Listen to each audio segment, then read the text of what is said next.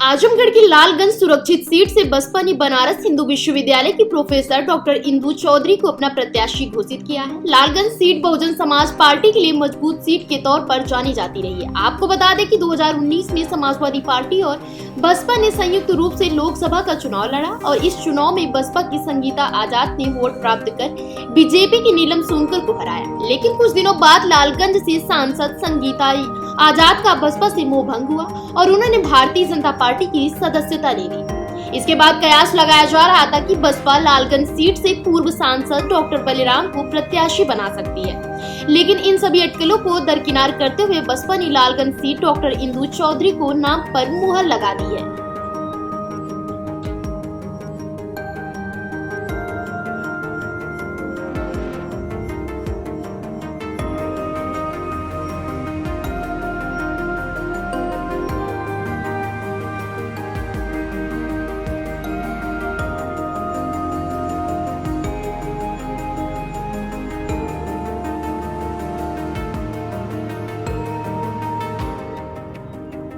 खाना है वो दिखावा नहीं है। हम पहले भी सामाजिक रूप से करीब 12-13 साल से यहाँ गांव-गांव में हम लोग विजिट करते थे बाबा साहब मान्यवर साहब के मिशन मूवमेंट को लेकर के, तब भी हम लोगों के बीच में ही उनसे लेकर के ही खाना खाते थे। तो ये हमारे लिए कोई दिखावा या चुनावी जुमला नहीं है या चुनावी कोई टैक्टिक्स नहीं है, कोई चुनावी प्रोपेगेंडा नहीं है जिसको हम लेके जनता के बीच में है। हमें जिस भी गाँव में भूख लगती है हम उनसे कहते बहनी जौन बचल हो तुम खिया दा, अब बहनी लोग हमारे खिया देनी, अब बहुत नीक से खिया देनी। आज तो बाबा साहब की जयंती है, आप लोगों को भी चाहिए तो आज तो बहुत अच्छा भोजन बना है, पूरी बना है, सब्जी बना है, खीर बना है, हलवा बना है, आज तो आप बहुत सारा चीज खा सकते हैं। तो ये कोई चुनावी बात नहीं है। हाँ, ये है कि नेता बन जाने के बाद में या हम माननीय बन जाने के बाद में हमारे कुछ सुरखाव के शायद पर लग जाते हैं, जिसकी वजह से जिस जनता के बीच में आप, जिस धूल में आप खेल के बड़े हुए, जिस जनता के बीच से आप पैदा होकर के बाहर गए, उसी जनता के बीच में आपको बदबू आने लगती है, उस जनता के बीच में आपकी कनेक्टिविटी टूटने लगती है।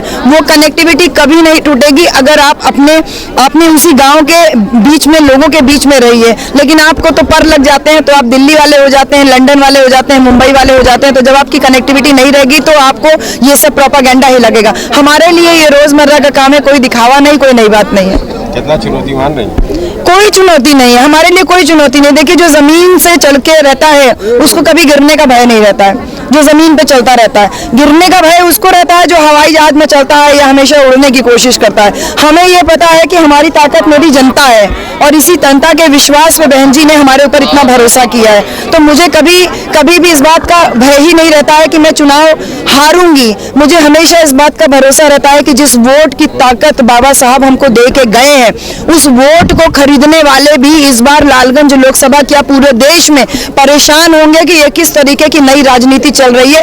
एक नई तरीके की इबारत लिखी जाएगी जहां पे जनता खुद प्रत्याशी को पैसे दे रही है कि बहन जी ये हमारा कंट्रीब्यूशन है, ये हमारा सहयोग है आपके लिए। 10 रुपया, 20 रुपया, 50 रुपया, 100 रुपया। कभी आप दिन की रैलियों में आइए, दिन की हम लोगों के कार्यक्रमों में आइए तो देखिए जनता किस तरीके से कि मुझे अपना दुपट्टा फैलाना पड़ता है क्योंकि हम उस पैसे को हाथ में नहीं ले पाते हैं। तो यहाँ आज के दौर में प्रत्याशी जनता को खरीदने की कोशिश करते हैं, पैसे देते हैं। यहाँ जनता मुझे ही उल्टा दे रही है पैसे कि बहन जी कौन चीज के कमी ना हो, तू जा बढ़िया निक से चुनाव लड़ा, बढ़िया जीत के संसद में पहुंचा।